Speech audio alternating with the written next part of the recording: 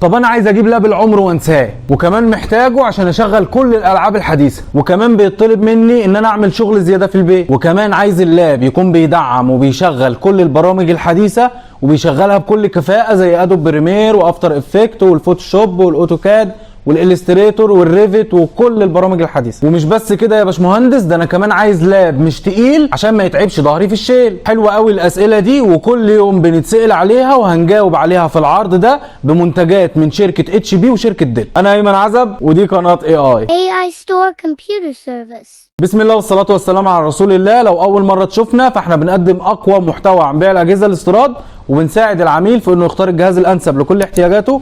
ما تنساش تشترك في القناة وتعمل لايك وتفعل زر الجرس عشان ما يفوتكش كل العروض الجديدة. دلوقتي أسعار اللابات ولعت، وبقيت تسمع 50 و60 ألف ويتقال لك ده فئة متوسطة، وكمان تحس إن أنت ماسك ماتيريال تعبان جدا ومن أقل حاجة يتكسر، ومحتاج حاجة للأعمال الشاقة تكون الماتيريال بتاعها قوي ويستحمل معاك، شغال في صحراء، شغال في مواقع هندسية، شغال في اي حاجه من الحاجات دي.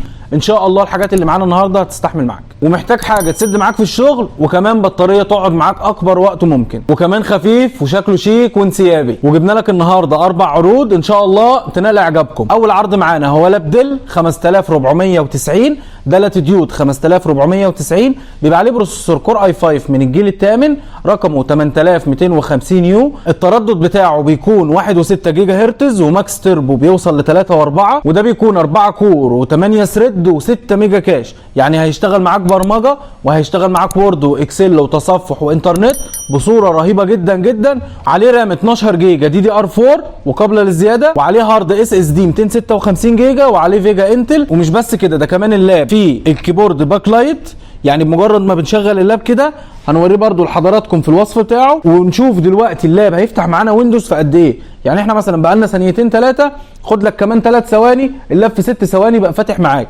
بمجرد ما بيفتح انت شغال يا باشا، دبل كليك يشتغل معاك في اي شيء.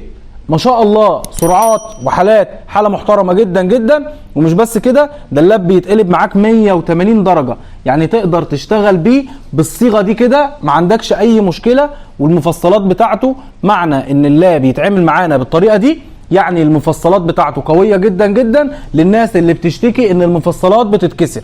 ما شاء الله حاله محترمه جدا جدا. ونروح مع بعض زي ما اتعودنا نوصف المخارج بتاعته ونقول اللاب ده بيشغل معانا ايه. طبعا ده اول عرض معانا اللي هو ال 5490 الكور اي 5 الجيل الثامن.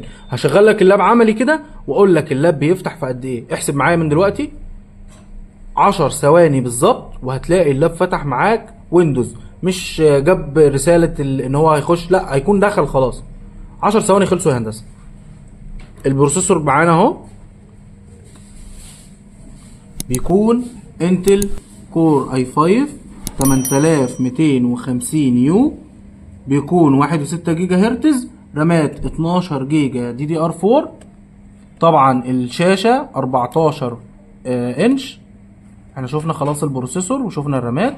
الهارد ما شاء الله انت شايف دبل كليك على اي حتة بتلاقي الحاجة فتحت. الهارد معانا 256 اس اس دي اهو، قاري معانا 256 اس اس دي.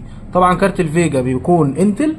هنشوف برضو التفاصيل بتاعت كارت الفيجا. ما شاء الله اي حاجه هتلاقيني بخش عليها ما بتاخدش ثواني وبتكون فاتحه. طبعا دي امكانيات اللاب كامله اهي، لو حد عايز يعمل عليها سيرش. الجهاز بيدعم معانا دايركت اكس 12 وده بيكون اعلى حاجه. كارت الفيجا اهو 128 ميجا، واصل لغايه 6 جيجا، بس ملناش دعوه بال 6 جيجا دي، احنا لينا دعوه بالديديكيتد فيديو ميموري اللي هو ال 128 ميجا. نشوف مع بعض حاله الجهاز خارجيا. ما شاء الله حاله محترمه جدا. حضرتك اول واحد يستخدمها في مصر. الكيبورد باك لايت، يعني هو الكيبورد مضيء معانا. حضرتك لو قاعد في ضلمه، احنا عشان قاعدين في اضاءه هنا كويسه، حضرتك لو قاعد في ضلمه هتلاقي الكيبورد اهو باين اهو من تحت ان هو منور معانا. تمام كده. نشوف حاله الجهاز خارجيا. ما شاء الله حاله محترمه جدا جدا جدا. اللاب ما فيهوش خربوش. الجهاز من هنا بيكون فيه ميني ديسبلاي بورد ويو اس بي 3 ومدخل الاس دي كارد اللي هي كروت الميموري، وده بيكون مدخل فيزا. ولكن المدخل الفيزا ده يعني في ناس بتقول ان هو ساعات بيشتغل، وفي ناس بتقول ساعات ان هو ما بيشتغلش.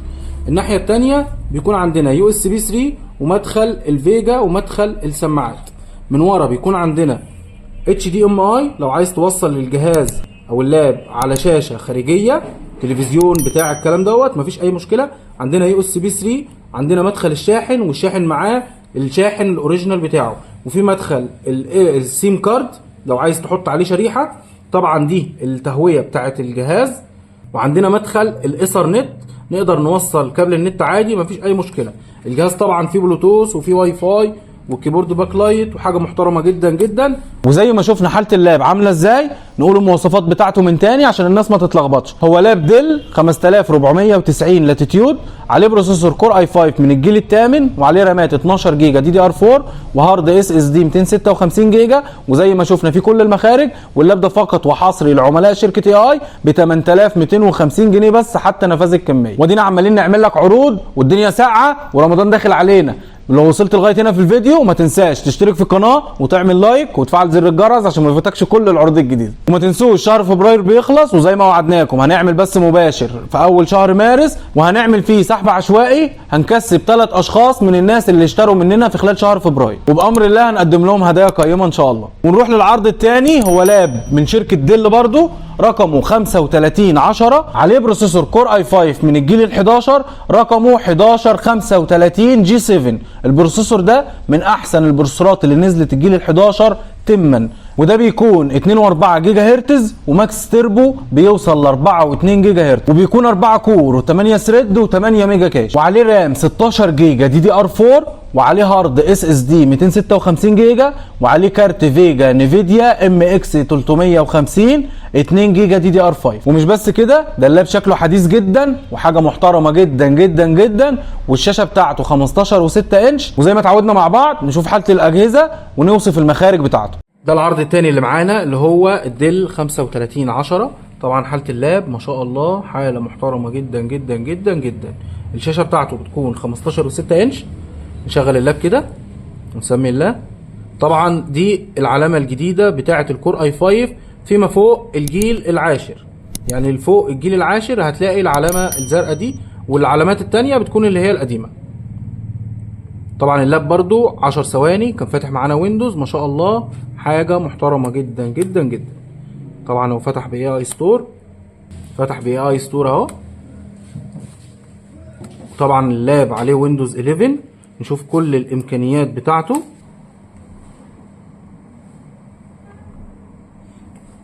طبعا اللاب جايب لنا ان الجهاز الموديل بتاعه فيسترو 153510.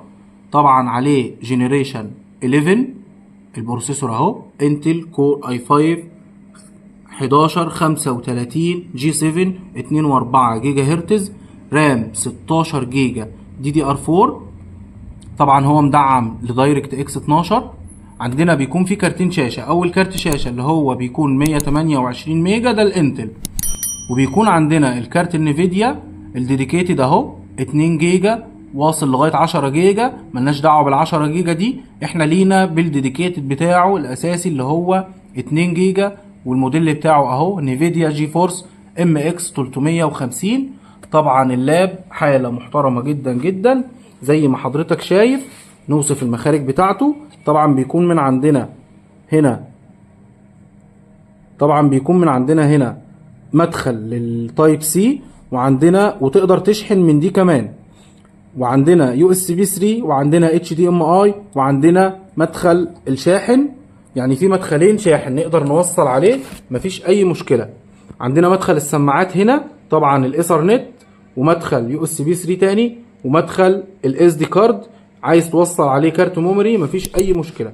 حاله الجهاز طبعا يعني بص، انا صباعي اهو واللاب اهو، صباعي اتخن من اللاب كله واللاب مقفول، ما بالك بقى ان انا عملت كده وحطيت صباعي جنبه. ما شاء الله اللاب سليم سوبر الترا سليم وحاله محترمه جدا جدا جدا. ده الاي 5 الجيل ال11. وزي ما شفنا حاله اللاب مع بعض، نقول المواصفات والسعر من تاني عشان الناس ما تتلخبطش. هو لاب ديل 3510، عليه بروسيسور كور اي 5 من الجيل ال11، عليه رامات 16 جيجا DDR4 وهارد SSD 256 جيجا، وكارت فيجا نيفيديا MX 350 2 جيجا DDR5 15 و6 انش وفول كيبورد.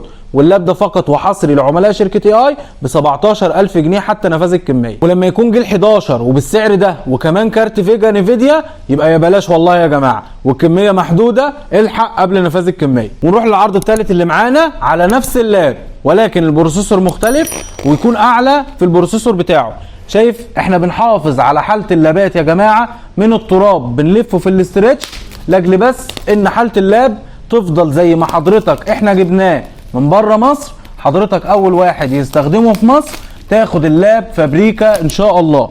يعني ما شاء الله زي ما حضراتكم شايفين اللابات ما فيهاش خربوش واحد، فاحنا بنبيع لحضرتك منتج حضرتك اول واحد يستخدمه في مصر ان شاء الله.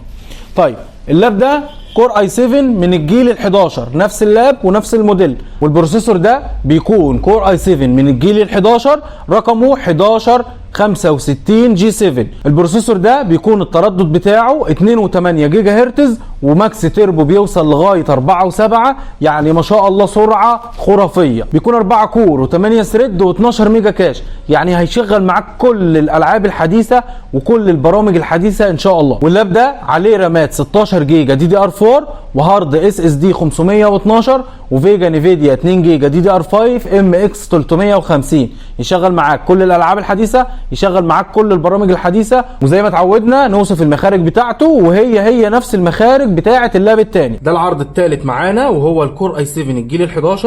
نشغل برده نسمي الله. ما شاء الله اللابات حالات محترمه جدا جدا جدا، يا تلحق يا ما تلحقش. اللابات دي ما بتقعدش، واحنا بمجرد ما قلنا الزد بوك ما شاء الله بعنا منه بتاع 12 13 قطعه. طبعا في ثواني كان فاتح معانا ويندوز، ما بيتاخرش ما بياخدش وقت، حاله محترمه جدا جدا، لاب العمر زي ما بنقول ما شاء الله. وعليه ويندوز 11 وحاجه محترمه جدا جدا. نروح نشوف الامكانيات بتاعته. طبعا عندنا الامكانيات هنا اهي. عندنا البروسيسور كور اي 7 اوضحها لحضراتكم، كور اي 7 1165 جي 7. طبعا هو من الجيل ال11 اهو، الاختصار 11 تي اتش دي كده ان هو من الجيل ال11 للناس اللي ما تعرفش. عندنا الرام 16 جيجا دي دي ار 4. طبعا البروسيسور بيكون التردد بتاعه 2.8 جيجا هرتز، والموديل بتاع اللاب اهو فيسترو 15 35 10. بيكون عندنا نفس الكارتين اللي في اللاب العرض الثاني، نفس الكارت الانتل اهو، ونفس الكارت النيفيديا الجي فورس اللي هو ام اكس 350 وديديكيتد 2 جيجا دي دي ار 5.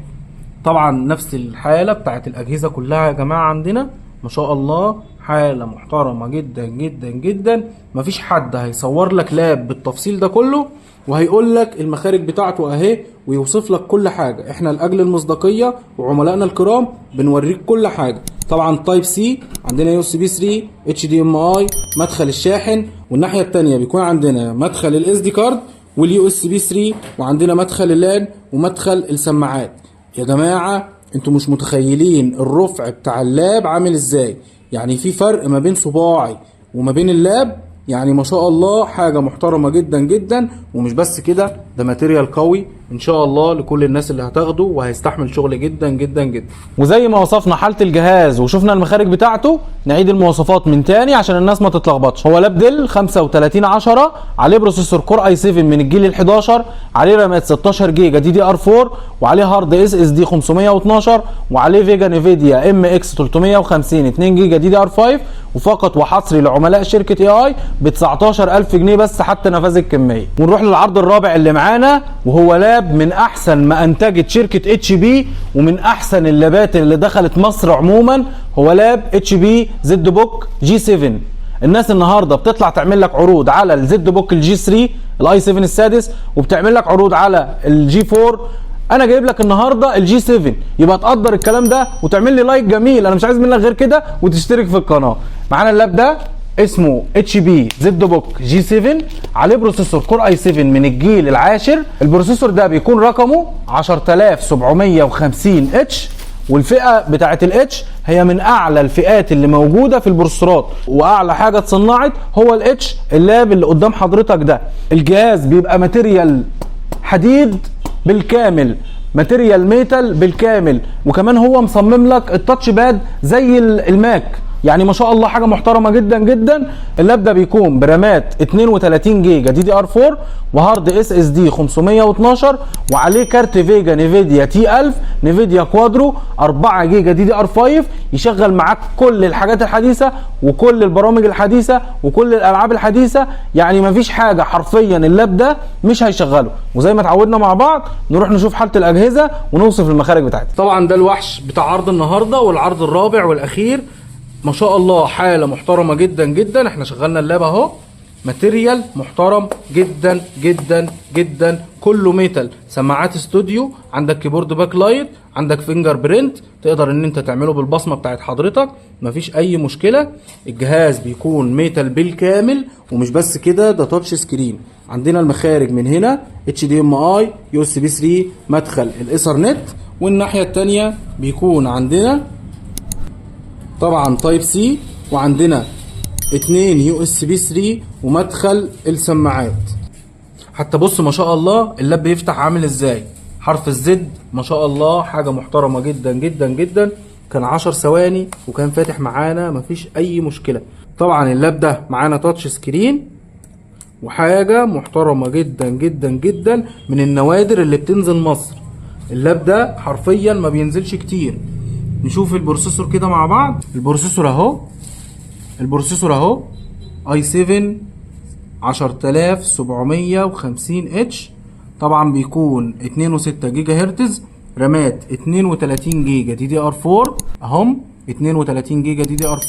وعندنا طبعا هو مدعم دايركت اكس 12 وعليه ويندوز 11 برو 64 بت.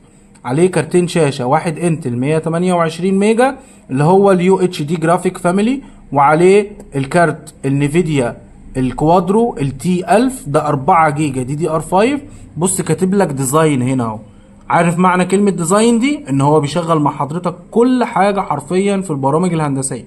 طبعا الكارت بيكون 4 جيجا دي دي ار 5. الديديكيتد فيديو ميموري بتاعه وصل لغايه 20 جيجا، ولكن مالناش دعوه بال 20 جيجا دي للناس اللي بتضحك على الناس وتقول ده واصل لحد 20 جيجا.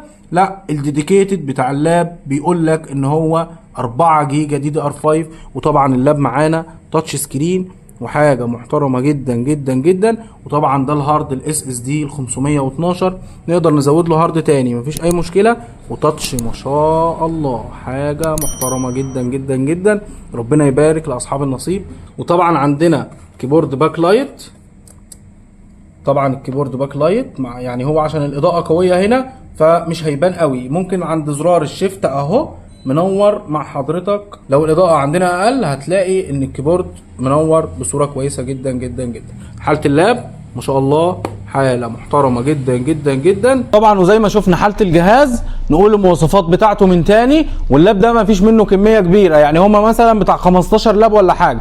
هو جهاز اتش بي زد بوك جي 7 عليه بروسيسور كور اي 7 من الجيل العاشر، رقمه 10750 اتش. التردد بتاعه بيكون 2.6 جيجا هرتز، وماكس تيربو بيوصل ل 5 جيجا هرتز، يعني يشغل معاك كل حاجه. بيكون 6 كور و12 ثريد و12 ميجا كاش، يعني حرفيا هيشغل معاك كل حاجه. عليه رامات 32 جيجا دي دي ار 4 وهارد اس اس دي 512. بطاريه بتقعد اكتر من 4 ساعات، والشاشه تاتش سكرين. كل المواصفات اللي ممكن تحتاجها في اللاب ده. واللاب ده فقط وحصري لعملاء شركه اي اي ب 30,000 جنيه حتى نفاذ الكميه. احنا ضمننا 3 شهور استبدال من تاريخ الشراء، وحتى لو واجهتك مشكله، حتى لو ضمانك خلص، احنا بنساعدك في حلها. ولكل اخواتنا وحبايبنا اللي بنتشرف ان احنا بنشحن لهم في كل المحافظات، حضرتك هتحول 500 جنيه جديه شراء على الارقام اللي موجوده على الشاشه دلوقتي، وهتدينا الاسم والعنوان ورقمين تليفون، وبنجهز الجهاز لحضرتك او اللاب لحضرتك، وبنبعت لك الفيديو بتاعه، وبتدفع باقي الثمن عند الاستلام من مندوب شركه الشحن. ولكل اخواتنا وحبايبنا اللي عايزين ينورونا في الفرع، احنا عنواننا في القاهره الزيتون، شارع ترعه الجبل، امام مسجد الظواهري، بجوار فتح الله جمله مره. وكل عام وحضراتكم بخير،